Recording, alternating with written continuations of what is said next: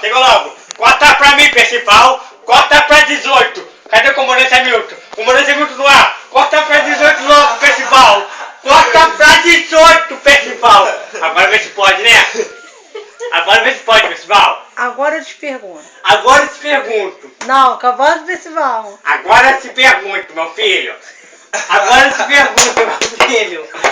Você, um homem desse, que foi uma espadinha. Peraí, Percival, peraí. Meu filho, eu vou passar pra 18, meu filho. Corta pra 18 ali, meu filho. Corta. Corta pra mim, Percival.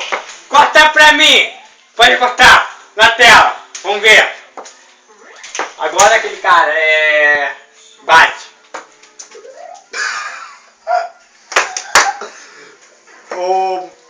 Estou agora com Wagner Monte. Tá bom. Bom dia, gente. Levanta a poeira. Poeira. Poeira. Vai acabar quebrando a live dele. Gente, chegamos no ar. Luciano Picolari. Vai! Pra cima dele! Ele acabou! Estamos agora com Porcolém. Gente, vamos lá. Boa noite, primeira tarde. Eu queria agradecer Marcelo Rezende por esse negócio. Corta pra mim. Tá bom, agora vamos lá. Bate.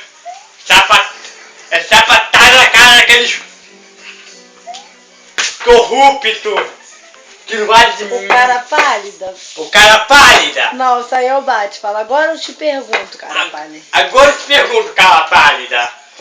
Não, corta pra mim ali, Percival. Eu sou o cara Cadê pálida. o comandante Hamilton? Cadê o comandante Hamilton no ar? Vem cá, eu tenho cara de cara pálida? Tem cara de cara pálida assim.